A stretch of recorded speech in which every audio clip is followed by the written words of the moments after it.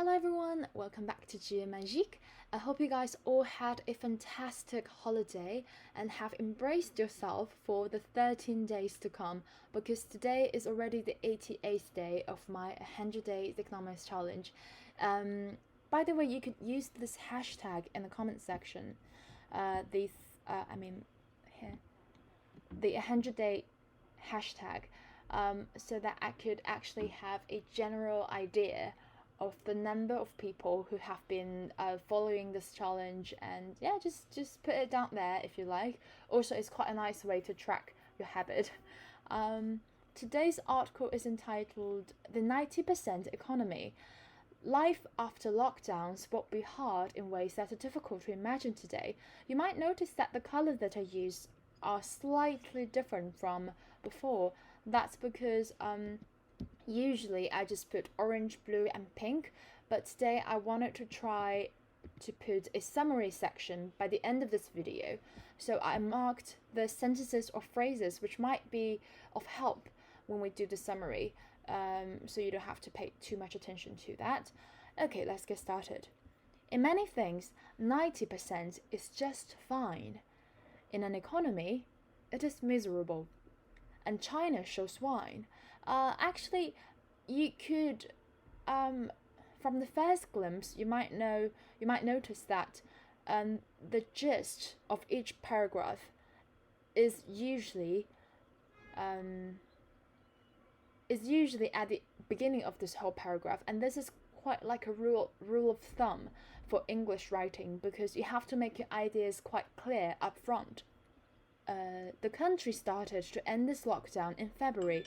Factories are busy and the streets are no longer empty. The result is a 90% economy. It is better than a severe lockdown, but it is far from normal. I didn't mark this far from normal. Maybe I should have. Okay, I'll give you an example. For example, I could say my British accent is far from perfect, because I have only practiced it sorry about that, for 10 months, but which is true, because when I first went to London, I spoke English with a very obvious American accent. Even my landlord thought I'm an ABC, but later I have decided to switch my accent from American accents to British accents, so sometimes I could still mix the pronunciations, but I'm trying to force myself to switch to the other accent, which is quite fun, and I'd love to share why I do that and how I managed to do that in my second Q&A video. The missing bits include large chunks of everyday life. Pay attention here. Every day, these it is one word, but if you put them into two parts, like every space day, you could consider that as an adverb instead of an adjective, as in here.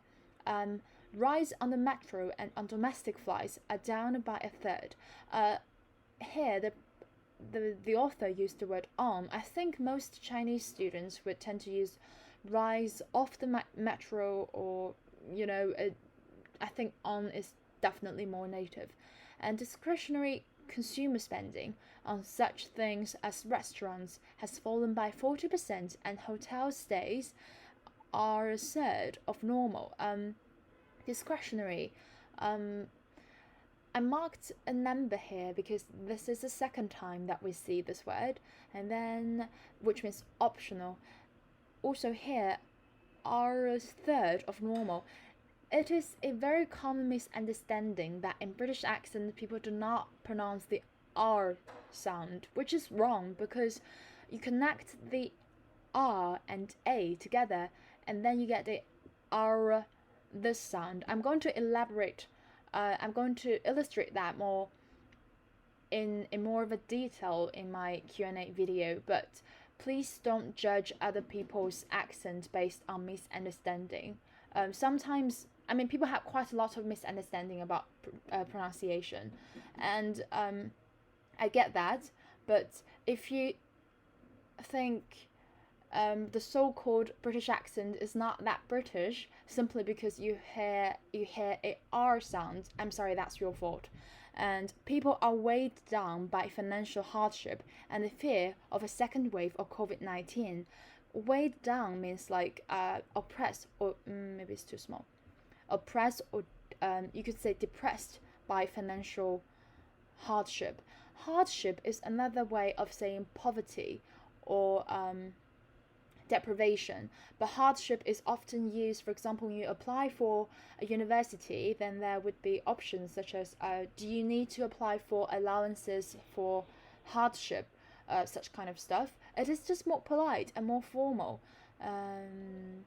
Let's just move on to the second paragraph. If the post-lockdown rich world suffers its own brand of the 90% economy, life will be hard. Suffers its own brand. For example, it means if you go to Tesco or Sainsbury or Waitrose, these three are major British supermarkets. You get there. Let me just quickly show you. For example, if I put in Waitrose,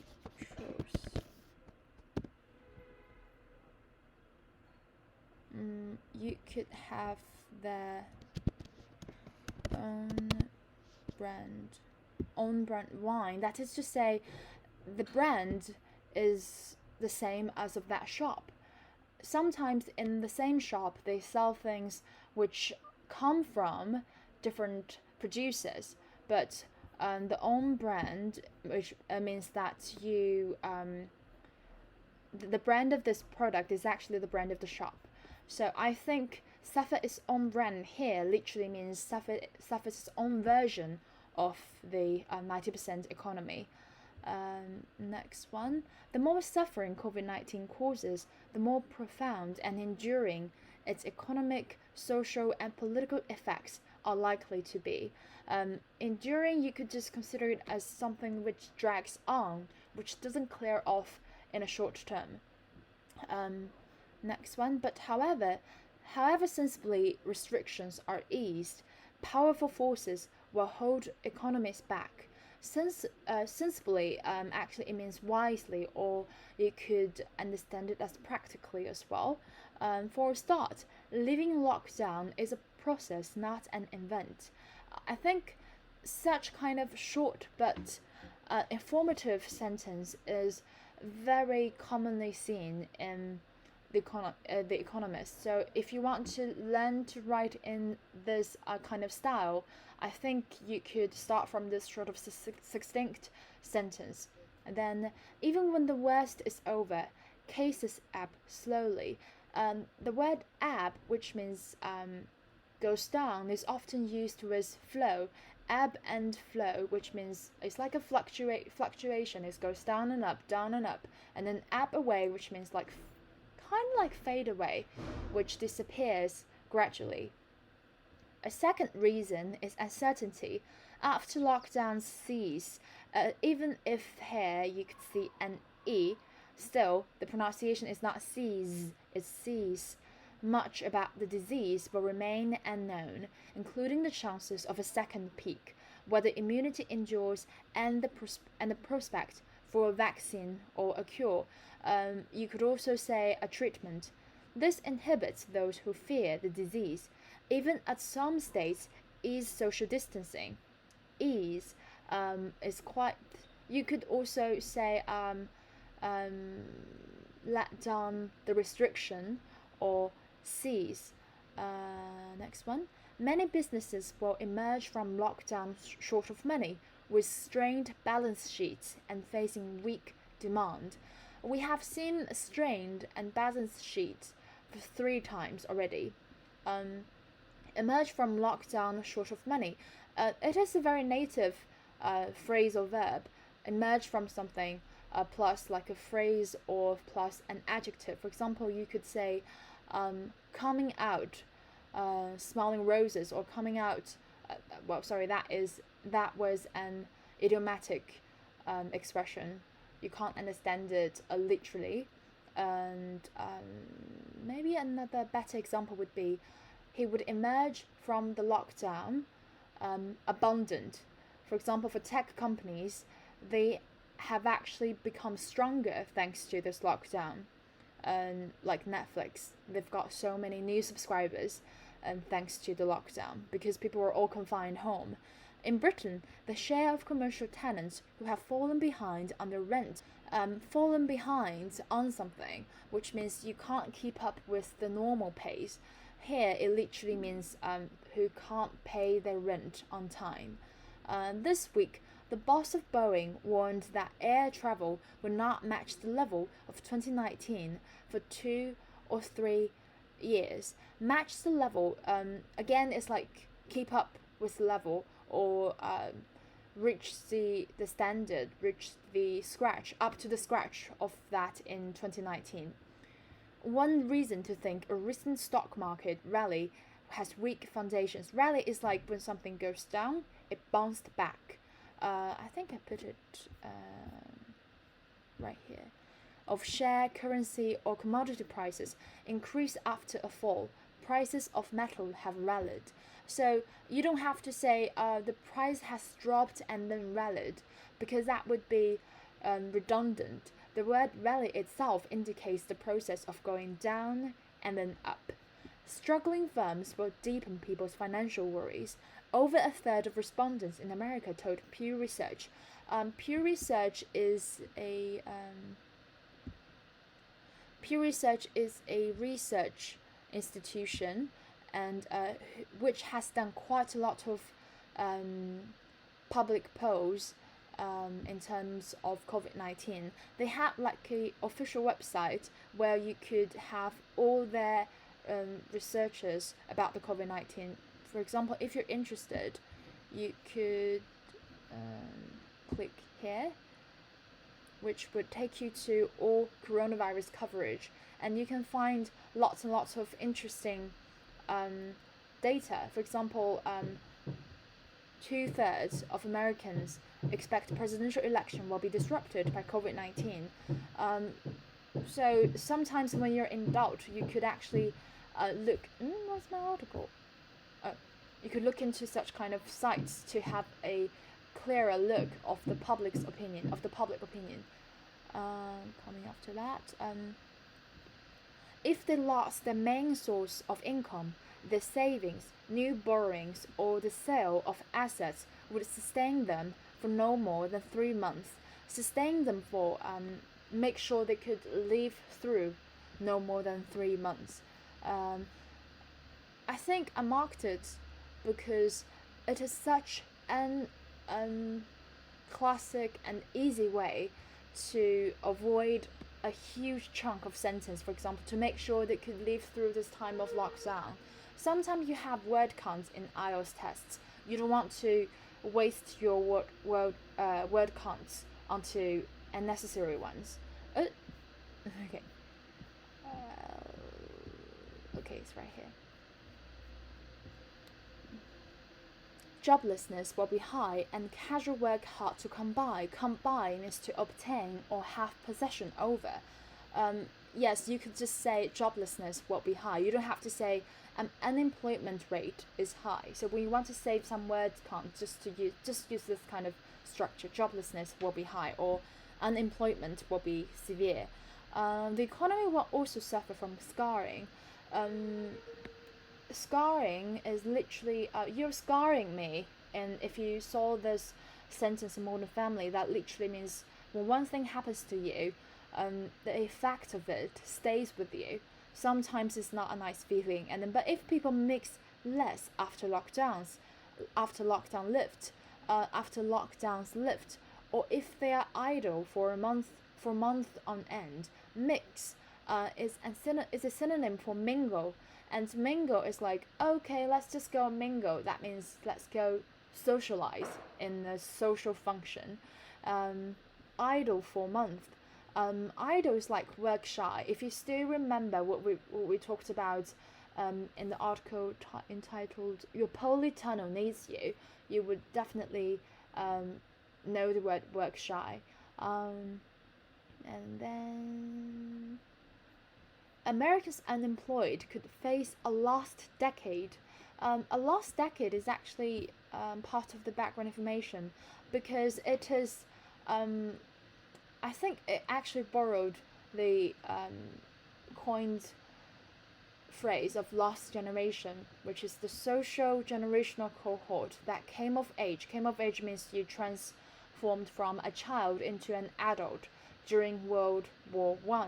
Lost in this context refers to the disoriented, wandering, or the directionless spirit of many of the war's survivors in the early post-war period. Also, this is quite interesting because when I wrote my BA thesis, I looked up the major Western generations. So if that's interesting for you, you could also have a look.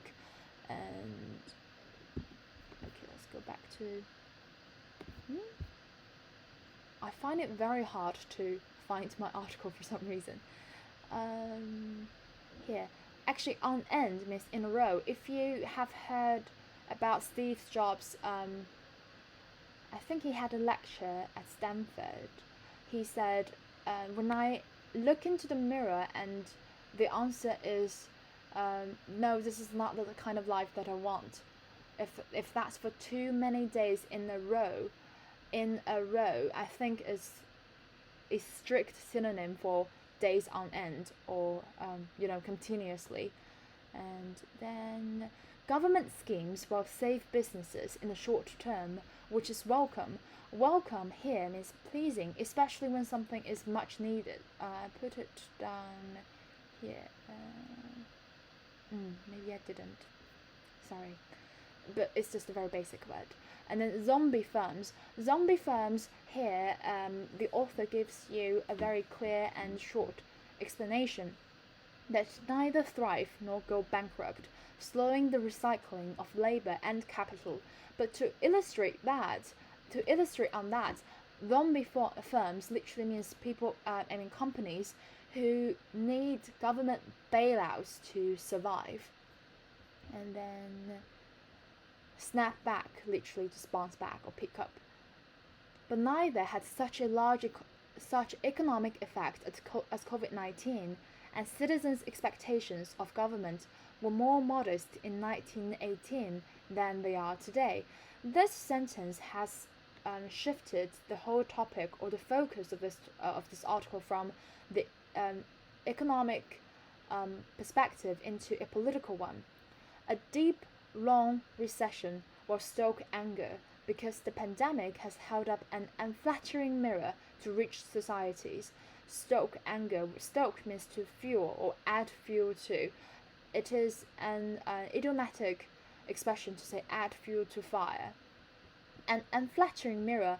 Unflattering means uncomplimentary, and it is I think it's already the second time that we have seen this word. Next paragraph. The popular demand for change could radicalize politics faster than it did after the financial crisis in 2007 to 2003. Sometimes I heard people say that if in your IELTS tests, sometimes you mix the S and Z because one is for British spelling, the other is for American spelling, you could lose quite a lot of notes because whoever is looking through your work would assume that you haven't got a sound foundation in terms of spelling. I marked this one in blue because I think it's one of the key parts of this article. If the pandemic lowers the barrier to reform, it would offer a rare chance to recast the social contract to favor those who have been shut out. Recast, cast, sometimes you say cast a bust or to cast a sculpture. So recast means to reshape the social contract. The social contract is like a principle or a how can I put it? It's like how this society works, establishment, to favor those who have been shut out. Here, shut out, you could also say who have been marginalized.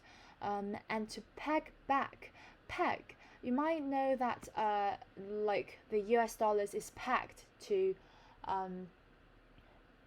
the gold, but here pegged back literally means to make the opponent lose their lose their edge, and then pack back those who today enjoy entrenched privileges through the tax system. So it is about to improve the inequality situation in the whole society. I actually I put this in huge green blocks because it is something inappropriate. Perhaps this is the success of countries that have dealt with disease thanks to strong institutions, will contrast with places where populists, showmen have spent their time theoretically deriding expertise. Deriding is like ridicule or show contemptation to something. Yet that may prove to be wishful thinking. Wishful thinking means a kind of thinking which is based on impractical thoughts. The 90% economy threatens even greater suffering. This is a kind of usage of the word threaten, which is rarely seen in non-native English speakers' writing. You could also say the 90% economy, you could say greater suffering looms behind the 90% economy. The anger it creates may end up feeding protectionism, xenophobia, and government interference on a scale not seen in decades. You don't have to say on a scale, most of you could remember the word unprecedented, but if you don't want to use this word, you could also say not seen in decades. If, like this newspaper, that is an outcome you would reject, it is time to start arguing for something better. We talked about the word argue before, and we mentioned the difference between arguing, debating, or bickering, scrambling, all these words. So if you're interested, you can go back and find that episode. And now let's try to do a summary by using, now we have come to the summary part. I'll just try to use the green parts to do this summary. To summarize, the author believes that life after lockdowns will be hard in ways that are difficult to imagine today. For an economy, 90% is definitely miserable, which has been proved by China, because such kind of economy miss out on chunks of everyday life. If the post-lockdown rich world suffers its own brand of the 90% economy, life will be very hard, because living lockdowns is a process, not an event. Plus, uncertainty looms even after the lockdowns cease. After the lockdown, many businesses will emerge from it short of money, which would deepen people's financial worries and spike up unemployment rate. The economy will also suffer from scarring, which would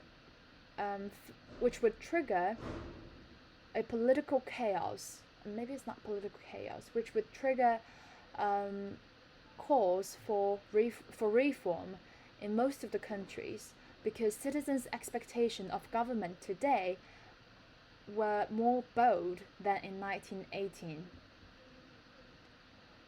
To sum up, such kind of popular demand could radicalize politics faster than it did after the financial crisis in 2007 to 2009. The 90% economy threatens even greater suffering.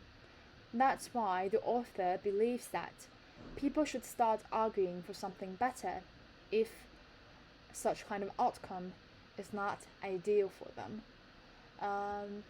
So I literally just made up that summary on the spot. There might be huge rooms for improvement, but I look forward to your versions in the comment section. So I think that's it for today, and thank you for joining me. And don't forget to use the 100-day hashtag in the comment section so we could finish this 100 day all together. And I